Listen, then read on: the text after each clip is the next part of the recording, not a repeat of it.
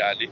कोणी उठतोय, कोणी परवाने लग्नात गेलं की वर करून दाखवतोय, कोणी लक्ष्मी पूजनाला ठॉय करतोय, कोणी चौकात उभा राहायला ठॉय करतोय, कोणी धाब्यावर बसला पण ठॉय करतोय.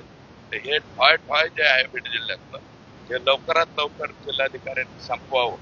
पुढच्या 8 ते 15 दिवसाच्या आत जिल्हाधिकाऱ्यांनी याच्यावर संपूर्ण कारवाई जर नाही केली तर निश्चितपणे मी त्यांना बोलून आलोय की दुर्दैव आहे, ते आमचे मित्र आहेत, परंतु त्यांच्यावरती सुद्धा कारवाई करावी.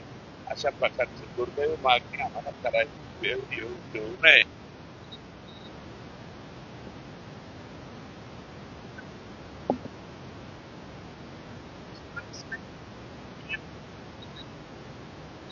ज्या लोकप्रतिनिधींनी शिफारशी केल्या असतील किंवा ज्या लोकप्रतिनिधींनी त्यांचं पद भाड्याने दिलेलं असेल, तर त्यांनी जरी शिफारशी केल्या असतील तर त्याही शिफारशी चेक कराव्या.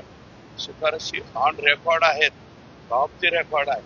तर त्या एसपी ची चौकशी लागल्याच्या नंतर ते एसपी सांगतील ना कुणाचा फोन आलता.